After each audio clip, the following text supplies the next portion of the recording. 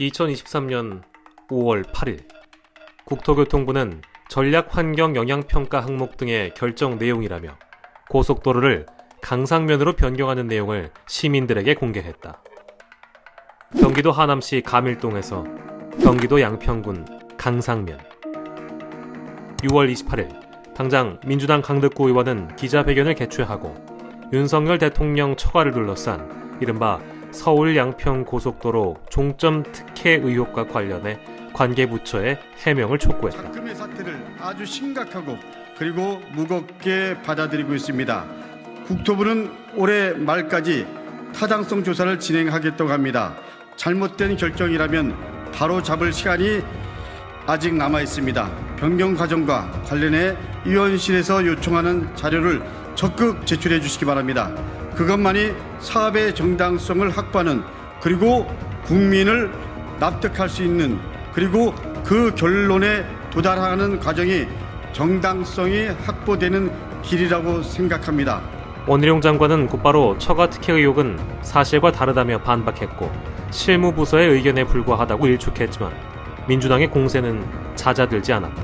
원희룡 장관은 늘공과 어공의 차이를 언급하며 논란 진화에 노력하면서도 즉각 원점 검토를 지시했다고 밝혔다. 도로국에서 실무적으로 진행한 건데 문제제기가 돼서 저한테 보고를 온 거예요. 보고 받자마자 야, 이래서 이 늘공과 어공의 차이가 있는 거구나. 즉각 원점 검토해라가 바로 지시를 했습니다. 변경 결정의 절차상 정치적 문제가 어떻게 있는지. 변경 결정이라는 것 자체를 한 바가 없어요.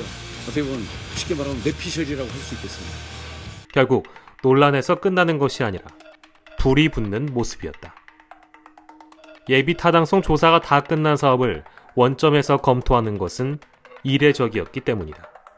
결국 더불어민주당은 국토부가 김건희 여사 일가의 특혜를 주고자 서울 양평 고속도로 노선 변경을 시도했다는 의혹에 대한 진상을 규명하여 당내 TF를 꾸리기로 했다.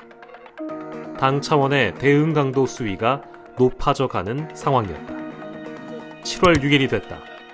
당정협의가 열린 국회에서는 결국 폭탄 선언이 나오고 만다.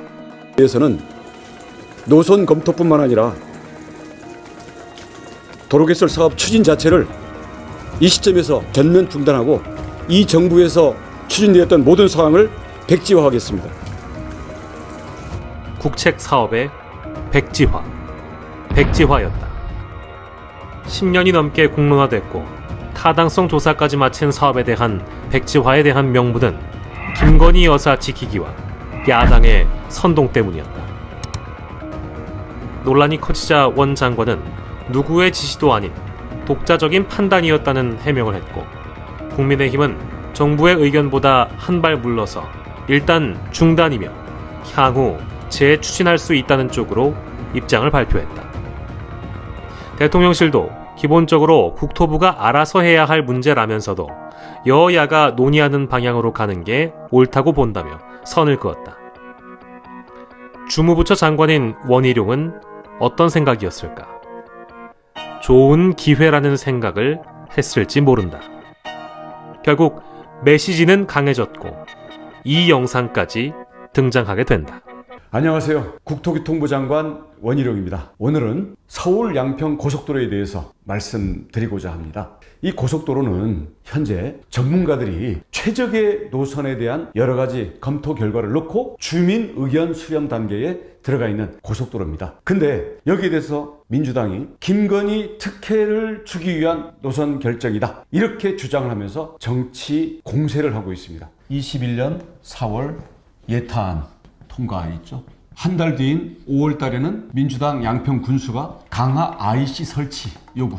7월 26일 미뤄졌던 국회 국토위는 원희룡 장관을 향한 성토전쟁이었다. 야당 의원들은 그간 해결되지 못한 의혹들에 대한 질문 공세를 퍼부었다. 원 장관은 코너에 몰린 듯 당황하는 장면도 노출했지만 끝까지 자신의 진지를 고수했다. 잘 모르시는 것 같아요. 오전에 박정아 의원께서 이런 슬라이드 보여주셨어요. 제가 똑같이 만들어봤습니다. 이 고속도로 분기점, 양평 분기점 근처에 김건희 여사 일가 땅이 이렇게 점점이 있는데 전부 수변구역 안에 있고 보전관리지역, 계획관리지역 안에 있어서 개발이 안 된다. 보시면 아시겠지만 고속도로가 진행이는 산입니다.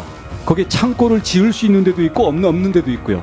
그래서 그거는 개별 용지에 따라서 용도가 달라지는 거죠. 그러면은 용지에 일률적으로 따라서 아파트가 달라진다고 된다는데 말씀을 하셨어야죠. 네? 아까 수변구역이고 보전구역이어서 개발이 법을 안 바꾸면 불가능하기 때문에 특혜 의혹은 있을 수 없다. 합리적으로 우리 토론하자 제어를 말씀하셨잖아요. 축약해서 말씀드린 겁니다. 불가능한 거는 아니죠.